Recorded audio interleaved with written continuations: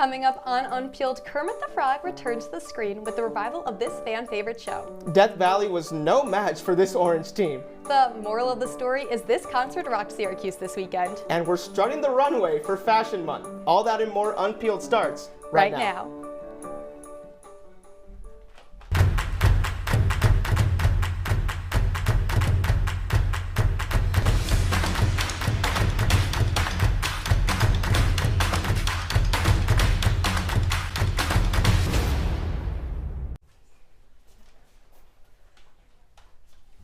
Welcome to a brand new episode of Unpeeled. For the first time, I'm Victoria Daly. And I'm Ricky Potts. We start with news on a politician's drama-filled new book.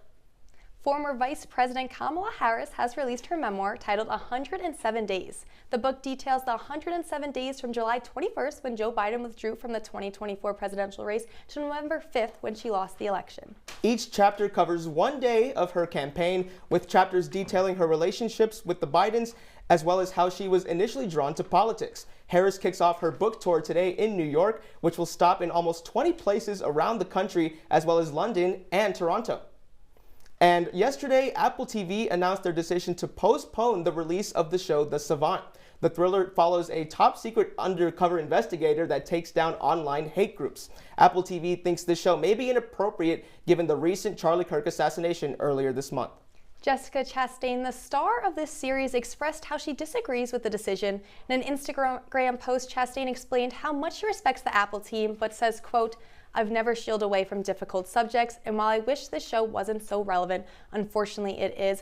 And Ricky, obviously this has to come after Jimmy Kimmel was taken away off of ABC because of his comments about Charlie Kirk's assassination. But we won't talk too much about that. Sigourney Bell will have that in her Pop Talk section. But how do you feel about Apple TV's decision to not go forward with this premiere? Yeah, I think, Victoria, there's a lot of pros and cons that can be taken away from, the postponing of this show. Obviously, I can understand why the executives might want to do this, especially because they don't want to ruffle any feathers or get themselves any potentially negative publicity towards the show. But at the same time, you've already filmed it, produced it, done your post-production, any refilms that you might need, and all of a sudden it gets cut off. It's supposed to come out on Friday. Exactly. And, for that to happen, I'm sure it must have been, a lot for Jessica to handle. And added to her frustration, of course. But Christopher Nolan has been elected president of the Directors Guild of America, the labor union which ensures creative and economic rights are protected for thousands of filmmakers and directors, announced the news on Saturday. Nolan, who has directed blockbuster films such as The Dark Knight and Oppenheimer, said, quote, "To be elected as the president of the Directors Guild of America is one of the greatest honors of my career." Nolan's next film, The Odyssey, is set to hit theaters in July of next year. And we're feeling a rainbow connection here on Unpeeled for the return of The Muppets. In 2026, The Muppet Show will return for a brand new special on Disney+. Seth Rogen and Evan Goldberg are set to produce the special for the 50th anniversary of the original series. Joining the producer room is pop star Sabrina Carpenter, who will also be a special guest.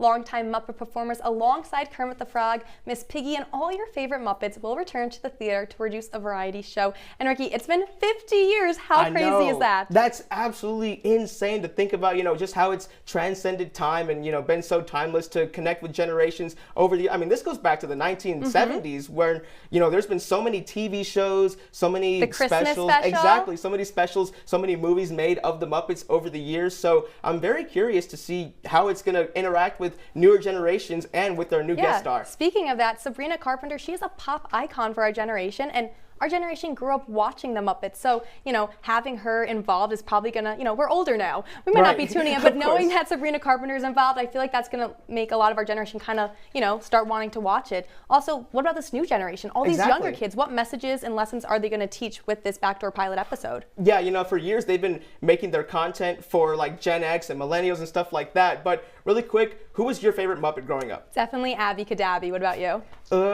Give me Fozzie Bear. Fozzie Bear. I love like the top that hat. one. I love the top hat. And The Golden Batchelor is back for another season. The premiere starts tonight, featuring former Los Angeles Rams linebacker Mel Owens. Owens previously made some controversial comments regarding the ages of female contestants, stating he would cut anyone over the age of 60. He later explained that the comments were, quote, "a mistake and insensitive." And The Voice also returned for a new season on NBC this Monday. Season 28 will come with a twist, as host Carson Daly will have the power to bring back singers who were previously cut. Also, instead of the coaches, artists will be able to choose their own pairings for the battle rounds. Victoria, I think this is going to be a fantastic season of The Voice, especially with all these new rules. Oh, I'm so excited for this Carson callback. He expressed in interviews how he wished he had power. He's been the host since day one of the show. Since 14 years, one. Ricky. Insane. And sometimes, he thought there was talent, but judges didn't turn around. So now he's excited he gets to, use his voice a little bit. Exactly. I mean, they have that new rule. The artists get to also pick their pairs, for battle rounds. I think that's going to just level up the quality of these performances that we're going to get throughout the season, because when you're working with someone that you intentionally choose, it comes out that much better on screen. But, speaking of second chances and, all these new rules. Let's talk about how this about the Golden Bachelor, right? Actually crazy, because he said Mel Owen said he's not going to cut anyone under or over the age of 60. He's going to cut people, but there's only one contestant under the age of 60. One 58-year-old. Everyone else goes up to like age 72, and he's 66 himself. So exactly. I mean, you choose to be on this show. The age range of these women who are just trying to find some love, man. Exactly. But when we come back, we learn more about Jimmy Kimmel's return to late night. And Syracuse football roared its way to victory this weekend. We'll be right back, Unpeelers. Welcome to an excellent episode of Live from Studio B.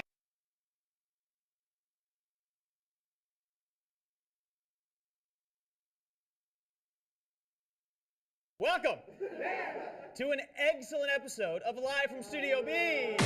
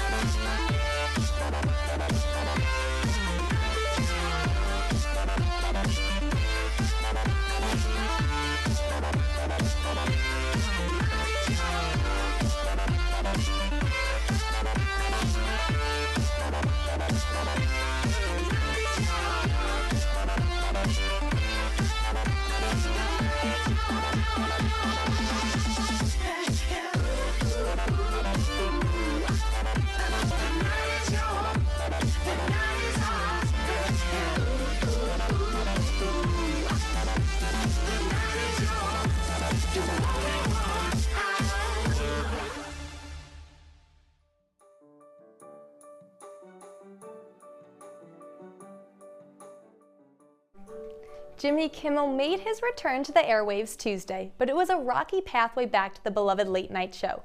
Our reporter Sigourney Bell is here to tell us everything that's happened in the week of Kimmel's suspension. Sigourney? Yeah, Victoria, Kimmel is back on air, but let's discuss how we got here. Welcome to Pop Talk. As I'm sure everyone has heard, last Wednesday, TV host Jimmy Kimmel was indefinitely removed from his hosting position due to comments related to the death of Charlie Kirk. After those remarks, Kimmel was suspended by ABC after the chair of the FCC threatened to act against ABC and its parent company, Disney, because of Kimmel's remarks. Now, surrounding this whole situation of Kirk's passing and Kimmel's removal has been a topic of freedom of speech. Along with this, the American Civil Liberties Union, or ACLU, has created a letter to the government accusing ABC and government officials of breaching freedom of speech and acting unconstitutionally. The beginning of the letter reads, "We the people must never accept government threats to our freedom of speech." The letter ends with a call to action for Americans to join the ACLU in what they claim to be a fight to defend and preserve their constitutionally protected rights. And the call was answered with over 400 artists signing the ACLU's letters. Meryl Streep, Tom Hanks, Selena Gomez, Daveed Diggs, Jamie Lee Curtis, Olivia Rodrigo, Natalie Portman are just a few of the big names that signed the letter backing Kimmel.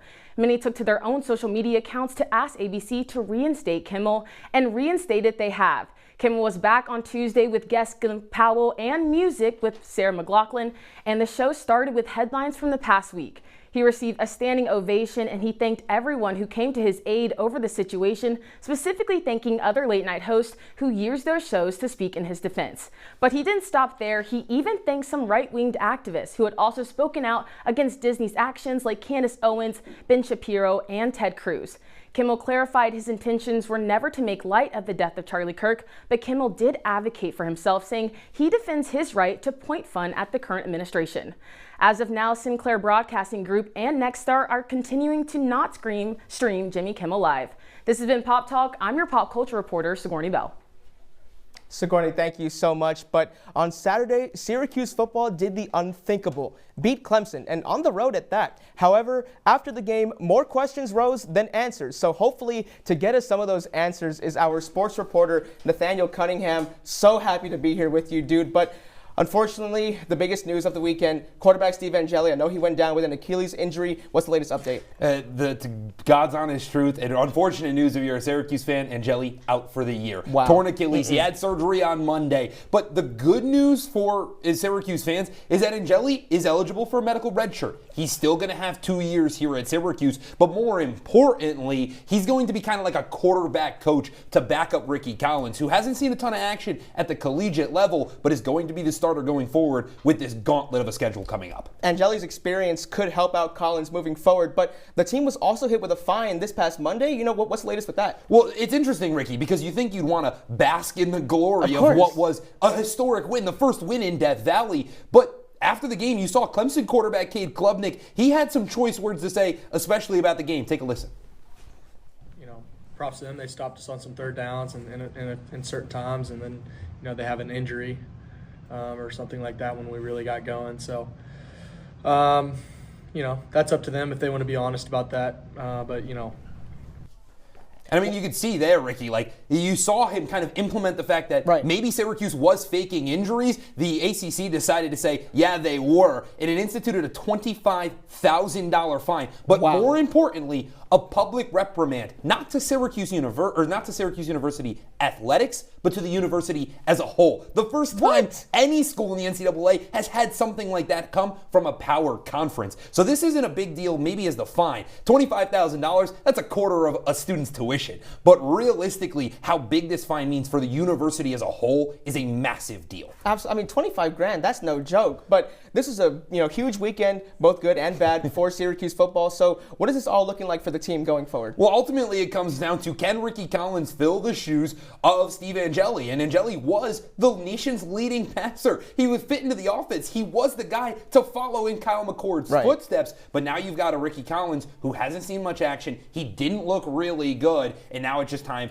for a little bit of struggle. So we don't know what's going to go on. A lot of uncertainty. Hopefully the team keeps up their winning ways. Thanks, Nathaniel. But when we come back, the Syracuse campus has been busy with performances this week. You don't want to miss it, Unpeelers. Good shit.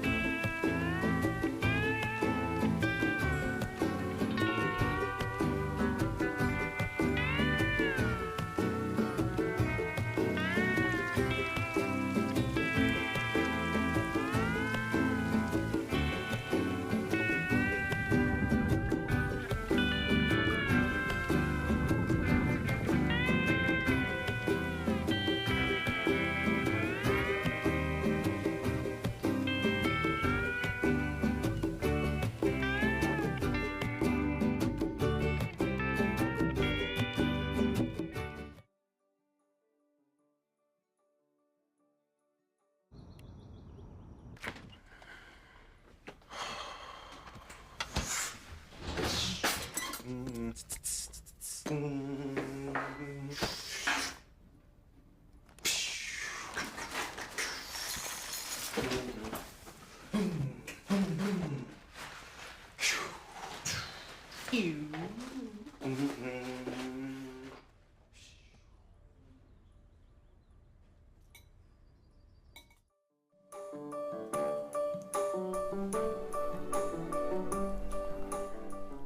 staple of student experience at Syracuse took the stage over the weekend. Our music reporter Elizabeth Gottlieb has more on Juice Jam and how it looked a little different this year.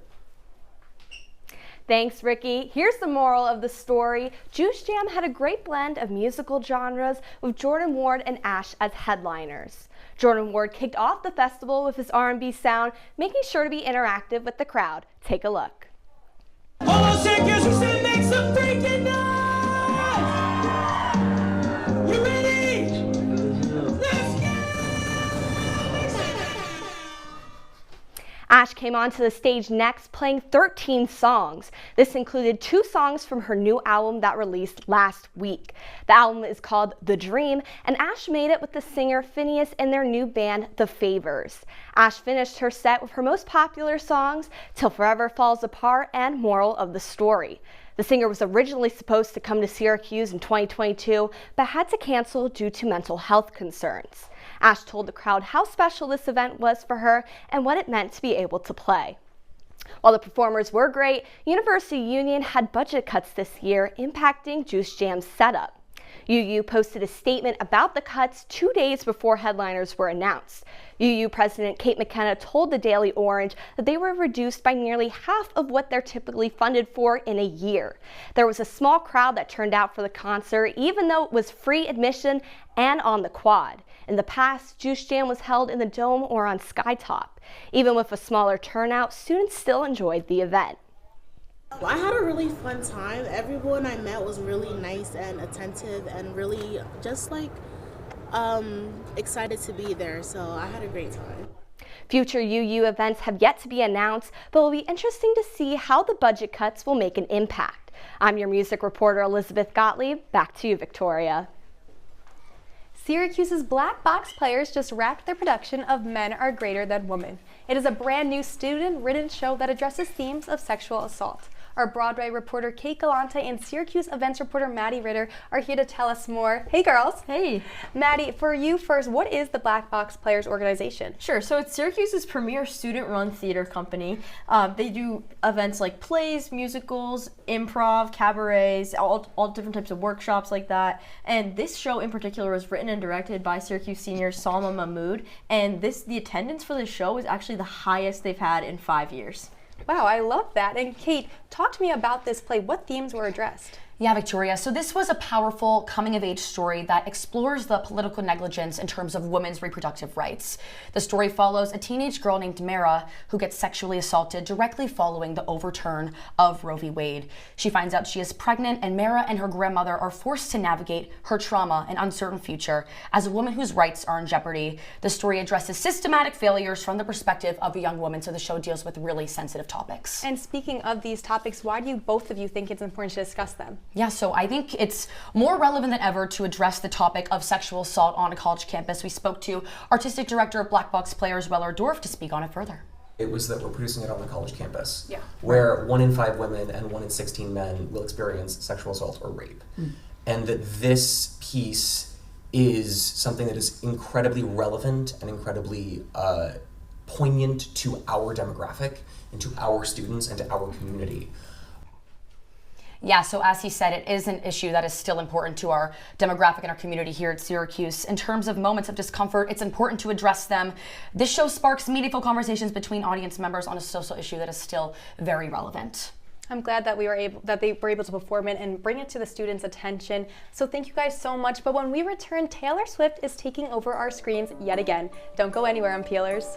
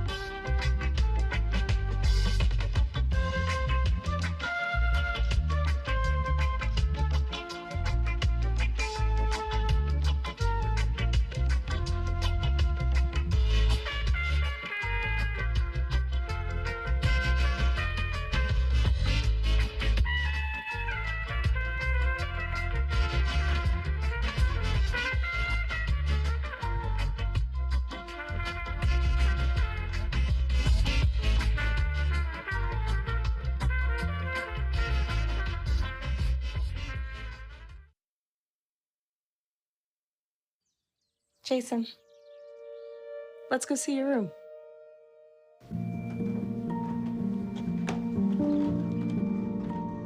What do you think? We kept it a little spare, so you can decorate it how you like.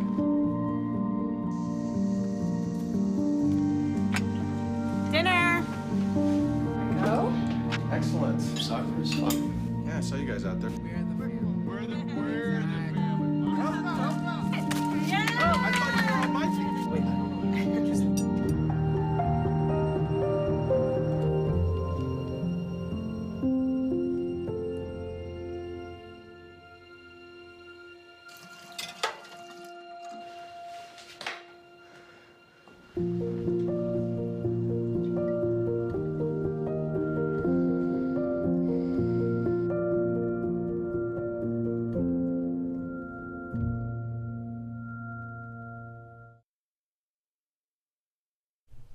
From New York to London and Milan, fashion's biggest stages are making headlines, and the spotlight has turned next to Paris. Our fashion and beauty reporter Janae Horst has more. Janae, thanks for being here. Oh my gosh, so excited. The runways have been happening all over the world. What trends should we be looking out for?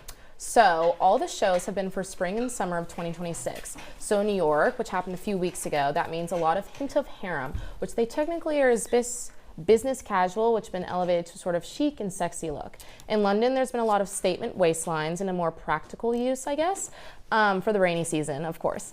And then in Milan, there's been a tribute to Armani, so lots of tailored silhouettes, lots of chic styles, and luxury athleisure. Wait, I love that. I'm gonna need like a rundown so I can go and shop absolutely. for it. So we talked about the trends. What up and coming names have been at these runways? Yeah, so New York, we had LeBlanc Studios, which is kind of a newer designer and label.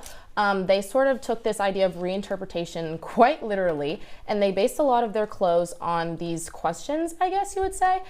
Questions like, what does clothing mean to a specific type of person? Can a clothes be a home, and that kind of stuff. So it's definitely very interesting, and they got a lot of critical acclaim for it. In London, we saw Mayhew from designer Louis Mayhew, and he rose to critical acclaim for his streetwear collection, which kind of everybody's been doing, but his was apparently terribly revolutionary.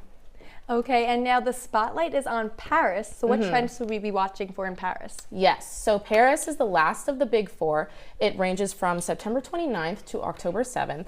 And Paris obviously is very high-end, very haute couture, very, spicy. And so the designs we're gonna basically be seeing is a lot of artistry, like very much conventional and very high-end and couture-like. I love that. But Taylor Swift is back on the silver screen, and this time she's bringing Hollywood's glamour with her. Our business and entertainment reporter Cami Bremer is here to break down the economic power behind the film, A Showgirl. Thanks, Victoria. Taylor Swift's new film, A Showgirl, is already making waves at the box office. Playing exclusively at AMC theaters October 3rd to 5th, the event serves as the premiere of Swift's upcoming album, The Life of a Showgirl. Within 24 hours, press sales hit 15 million, with opening weekend forecasts ranging from 30 to 50 million domestically. And this isn't just a movie. AMC is marketing it as a full event, complete with premium screenings, limited edition merchandise, and a fan experience built to drive foot traffic back into theaters. To put that in perspective, Swift's last film, The Eras Tour, brought in $26 million in U.S. first-day pre-sales. It quickly climbed to $100 million in global advance ticket sales before opening weekend. By the end of its run, it became the highest-grossing concert film ever, taking in $260 million worldwide. So what does that success look like this time around? Well, analysts say there are three possible scenarios. The conservative case projects an opening weekend of about 30 million, still profitable and stronger than most concert films. A mid-range case that puts the number closer to 40 million, which is considered the likely outcome and would be a big win for theaters. And now finally, the aggressive case. If the film reaches 50 million, A Showgirl would be ranked among the top event films ever for a 3-day run. And financially, this model is changing expectations. With $15 million locked in before release, theaters face lower risk, while AMC and Swift benefit from high margin ticket concessions and built-in merch sales. If the film hits even 40 million, it proves again that direct partnerships with artists can be more profitable than traditional studio deals. Back to you guys. Thank you so much, Cami. Taylor Swift is back on the big screen, but coming up after this, we're going to take a look at how Unpeeled fared on Survivor. Stay tuned, Unpeelers. Welcome to my house. Lately, not my happy place. Everybody's pretty tired of each other. The parents were not themselves. My little brothers were morphing into small creatures. The walls were closing in. Clearly, a case of too much family, too close, 24/7. And there's a lot of that going around right now. If this sounds like your house, try going someplace new. YourLifeYourVoice.org. You'll find lots of ideas to help you handle the family stresses of being confined to close quarters. YourLifeYourVoice.org. It might not get you out of the house, but it could help you find a little more breathing room.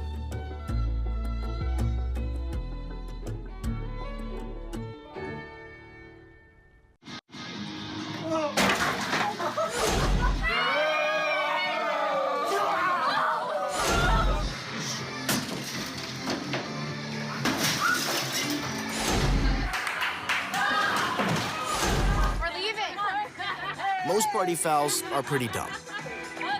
But if you decide to drink and drive underage, you could lose your license and your freedom. Underage drinking and driving. The ultimate party foul. Welcome back to Unpeeled. The season 49 premiere of the hit CBS show Survivor is currently live. 18 new contestants will look to outwit, outplay, and outlast one another in Fiji for a chance to win $1 million. Host Jeff Probst commented on the new season, saying the contestants are, quote, going to encounter a Fijian summer so sweltering it feels like the jungle is breathing on you. The new season may be airing right now, but don't go anywhere because we are going to see who on the Unpeeled team is our ultimate survivor. This is, again, just like the Muppets we talked about earlier, this show is super, super iconic. It's been around for a long time. Who do you think, just off the top of your head, would win Survivor on Unpeeled? I would say Sigourney. Our pop talk I picked her too. I'm not gonna lie. Culture. I picked her too. I picked her too. She's got something about her. So let's go see this reveal. Let's see if. Oh wait, we've got it right. Oh my goodness. Dubs in the chat. Sigourney would win Survivor according to Unpeeled. I mean, it's a pretty easy guess. We have good intuition. Yeah, I feel like Sigourney and Nate are probably like the top two. I voted for Drew, and he's over here in second place, Ricky. So. Oh, okay. Well, I guess one of our other hosts, Drew, is getting a lot of votes.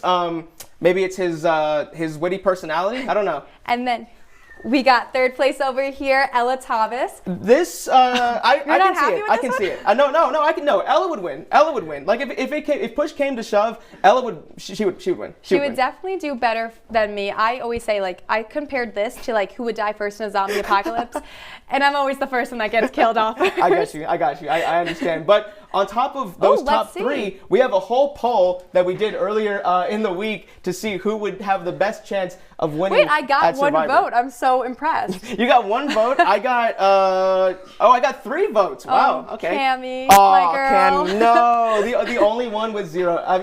Ella told us before the show that there was one person that got 0. I did not think it was going to be Cammy. And I did not think it was going to be Cammy. Cammy. Who I also voted for was Maddie. Something about her just gave me that she would do really well on the show, and she got 4 votes. So I'm happy with that. 14 for Sigourney. My goodness. That is crazy. That's like half the show. Yeah. If not the entire show, because they told us to pick your top 3 choices. So a lot of people must have thought Sigourney had a top 3 chance to win the whole show. Yeah, but I'm happy about the first, second, and third. For sure. But unfortunately, that is all the time we have with you tonight on Unpeeled. Thanks for tuning in. Make sure to follow us on our socials at Unpeeled_Syracuse on Instagram and at CitrusTV on X.